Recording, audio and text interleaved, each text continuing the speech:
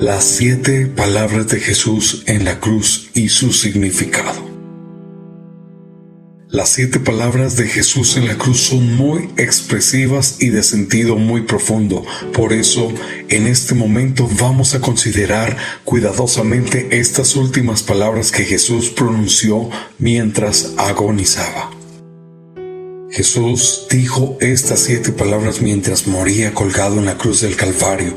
Aún en su agonía, cuando el dolor le consumía, emitió palabras que deben afectar positivamente nuestra manera de vivir. Como número 1, Él dijo la palabra de misericordia. Lucas 23:24 dice: y Jesús decía: Padre, perdónalos porque no saben lo que hacen. Y repartieron entre sí sus vestidos, echando suertes. Todo plan de nuestra salvación radica en la misericordia de Dios. Cristo se compadecía de los enfermos y los sanaba, de las gentes hambrientas y les daba de comer. Pero lo extraordinario es compadecerse del enemigo, de los que nos hacen daño, de los que nos hieren, de los que nos enfrentan. Hasta este punto llegó el amor de Jesús. Es seguro que los enemigos de Cristo esperaban oír maldiciones, malas palabras, injurias de quien estaba sufriendo. Esperaban oír por lo menos quejidos de dolor. Y fíjense que de él salió no un grito, sino una plegaria, una dulce y suave oración de perdón.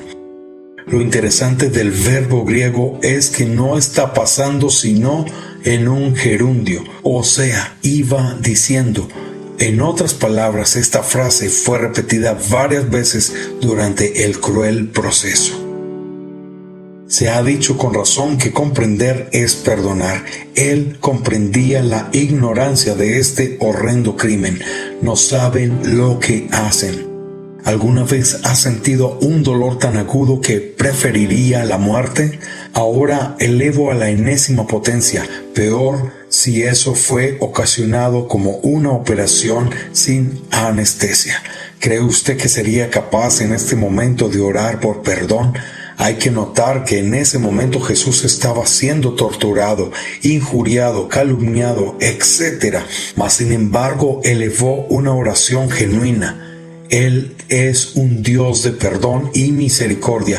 Él mismo enseñó a perdonar hasta 70 veces 7, o sea, indefinidamente. Como segunda palabra es una palabra alentadora. Lucas 23 del 42 al 43 dice: y dijo a Jesús: acuérdate de mí cuando vengas en tu reino. Entonces Jesús le dijo: de cierto te digo que hoy estarás conmigo en el paraíso. El compañero de martirio, un ladrón a quien la traición le da el nombre de Dimas, y en algunas ocasiones le han llamado el buen ladrón. Yo me imagino que él estaba atento a lo que decía Jesús y seguramente oye de labios de Cristo la palabra Padre, y seguramente eso le hace reflexionar: oh, si yo pudiera dirigirme a Dios con esa paz y tranquilidad.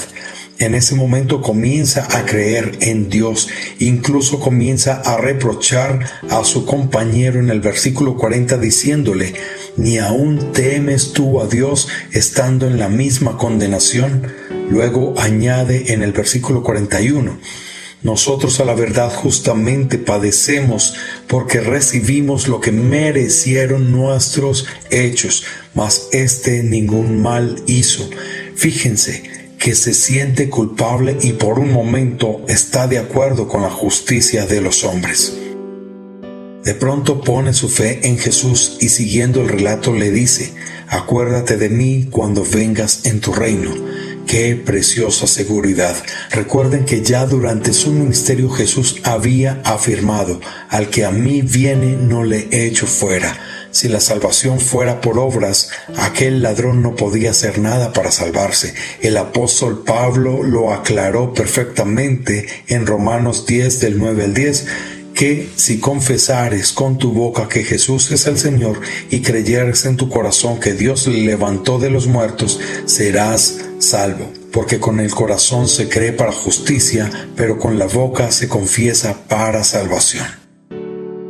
Como tercera palabra es una palabra cuidadosa. Juan capítulo 19, 26 al 27 dice: cuando vio Jesús a su madre y al discípulo a quien él amaba, que estaba presente, dijo a su madre: mujer, he ahí tu hijo. Después dijo al discípulo: he ahí tu madre. Y desde aquella hora el discípulo la recibió en su casa. Imagínese como madre lo que ella estaría sintiendo, pero Jesús, como hijo humano de una dolorida mujer, se acuerda que él, como hijo mayor, tenía deberes humanos y los atendió cuidadosamente, encomendando a aquella buena y amante madre a su discípulo amado.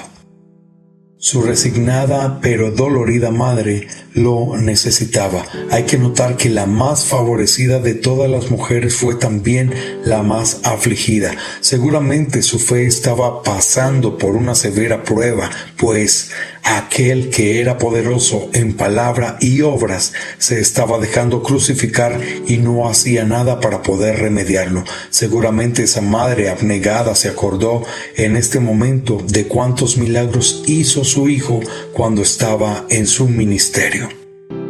Ahora, ¿quién podría consolar a esta madre en aquellas circunstancias tan difíciles? Precisamente había un discípulo que Jesús confiaba. Probablemente José ya había muerto. Con esto Jesús nos hace pensar que no debemos dejar de pensar en nuestros padres. El apóstol Pablo también lo señaló diciendo: honra a tu padre y a tu madre, que es el primer mandamiento con promesa. Efesios 6:2. Como número 4 se encuentra en Mateo 27:46, dice: cerca de la hora novena, Jesús clamó a gran voz diciendo: Elí, Elí, lama sabactani. Esto es: Dios mío, ¿por qué me has desamparado? Esta es la palabra más misteriosa, más extraña de Jesús. ¿Acaso no dijo en alguna ocasión: mi Padre y yo somos uno? Y en otra ocasión: el que me ha visto a mí, ha visto al Padre. Pero vemos que este privilegio no era posible cuando se hallaba cargado con todos nuestros pecados.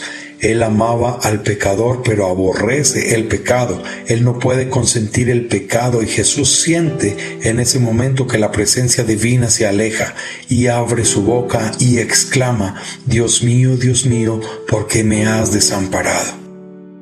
Pero no pensemos que esto representa una queja o una duda. Más bien era una situación interna de no sentirse completo junto a su Padre. Es una pregunta exclamativa que no requería respuesta. Quizás solo quería hacernos reconocer el inmenso sacrificio que Él hizo por nosotros para que reaccionemos y podamos decir: sí, Señor, lo reconozco, fue por mí. Sé que te sentiste temporalmente abandonado por tu Padre para que yo pudiera ser amado para siempre. Miren lo que dice Mateo 27:45: y desde la hora sexta hubo tinieblas sobre toda la tierra hasta la hora novena.